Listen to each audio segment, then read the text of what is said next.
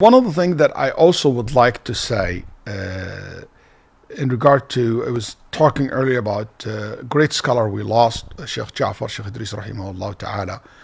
One thing about the characteristic of this scholar that I love so much as well is, as much as he's somebody who is, he studied philosophy, he is, he is so deep into debates and deep topics, complicated topics, but the way he speaks is so simple. Is not, it's his simplicity is the ultimate sophistication. And that's something important for you. Some people, because they know a couple of things here and there, they start making knowledge very difficult, very, complicated. But the Sheikh rahimahullah was not like that. And that's a quality that you should have. Your ability to simplify things. Religion is simple. It was said that Ali radiallahu anh said, Al-ilm nuqta katharaha al-jahilun. Al-ilm was like a dot. But the ignorant people turn it to an ocean, turn it to be something too complicated. Religion is simple, and we should not complicate the religion. Al-aqidah is simple, hadith is simple, the fiqh is also simple. It is, deep and sophisticated, but it's not complicated. So people should not complicate the religion and make it something that it is complicated to understand or to practice, and to be understood, hard to be understood. So this is something so unique about him, rahimahullah ta'ala. One thing also important from his life that we can learn for our life is usually people tend to get into philosophical debate and theoretical issues. The relationship with the act of worship becomes weak. There is a scholar, Abu Ubaid al-Qasim al-Salam rahimahullah. One scholar gave him a great advice. Abu Ubaid said, sometimes it's hard to capture all the information, all the knowledge. So sometimes some days I don't have the commitment to learn a lot or to study a lot. So that scholar said, إذا فاتك العلم فلا يفتك العمل. If sometimes you're low when it comes to knowledge, to acquiring knowledge, don't be low in actions. Don't reduce your actions. You might not study a lot. You might not listen to a lot of lectures today. But make sure you pray more. Make sure that you don't miss the opportunity to pray, to make dhikr, to read Quran, to pray to Allah subhanahu wa ta'ala, to give sadaqah, to go to the masjid, spend time in the masjid, to do an act of worship, helping someone, do an act of kindness to your parents. All these good deeds, something that you should care for. So even if you don't increase your information that day, make sure you increase your act of worship. And one thing about this scholar, that he was very active in the worship, his reflections in the Quran, recitation of the Quran. And one of the brother was saying that he traveled with him to Minnesota, and this is a very cold place in America, especially in the winter. It's brutal.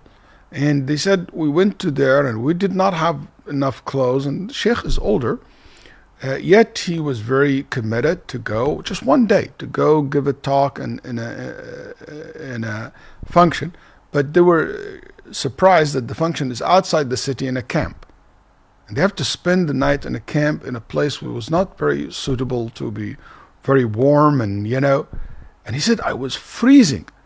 And the Sheikh from Sudan, and he comes from a country that it is hot and warm, very hot. So he said, in the night, many times I woke up because of how cold it was.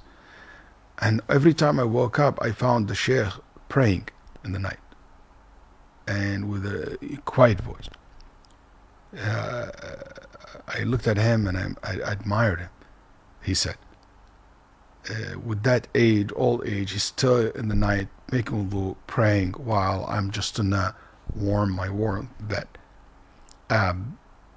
This kind of characteristic is something that it is something we should reflect upon and we should care for today, to connect more with Allah subhanahu wa ta'ala through our actions.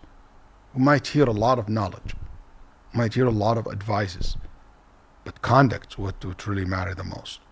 our commitment to do more good. It's so important to combine knowledge with actions. That's why al-ilm is different than al-ma'lumat. Al-ilm, knowledge, is different than information. Al-ilm leads to actions. إنما يخشى الله من عباده العلماء. Allah is feared the most from the knowledgeable people, from the people of knowledge, which is their knowledge lead to actions. We always ask Allah subhanahu wa ta'ala to give us al-ilm al-nafi' wal-amal al-salih, beneficial knowledge and good deeds. And that's something that is so important. So I'm happy to see you asking and inquiring and asking about knowledge, that it will lead to actions. Your questions is about, hey, I want to know this, so I can practice this correctly. And that's a good sign when a person asks. Earlier somebody was saying that this question may be silly, or there's no silly questions at all. Every question is important, and every caller means a lot to us here in Ask Huda. May Allah subhanahu wa ta'ala bless you all. And also, one other thing that I would like to say, which is important, about Sheikh rahimahullah ta'ala, his connection with the Quran. And this is something very unique. His reflections in the Quran were amazing. Sometimes it's just, you read the same verse many times, but you never get bored of it. And every time, you might see it from a perspective that you didn't think about it before. And the more you connected to the Quran, the more you understand that and you feel that. And I see one of the program we have here, it's called Reflections. And that's something important for us to know. Reflection is not like tafsir. Tafsir for the scholars. Reflection, it means something touch you personally. Something motivate you personally to be a better person. Do you feel like Allah subhanahu wa ta'ala talking to you? One young man told me once that he was studying so hard, and in Egypt these days they just finished their high school, and a lot of people just finished their school, and now they are in summer break. So he said, I was working so hard in my school, and I said to myself, in the summer break I'm highly motivated to do nothing. I'm committed just to stay the whole summer doing nothing. He said, I walk into the masjid to pray Maghrib.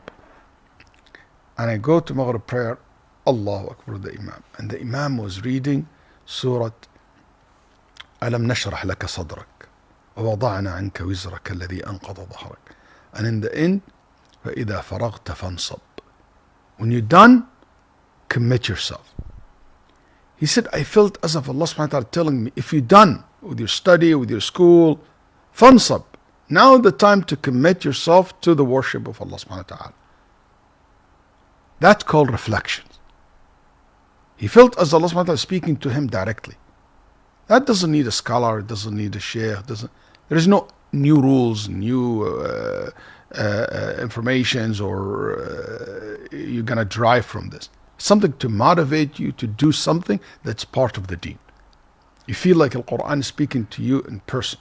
That's why Ibn Mas'ud said, when you hear Allah saying, Ya ayyuha alladhina amanu, listen attentively, because Allah is speaking to you.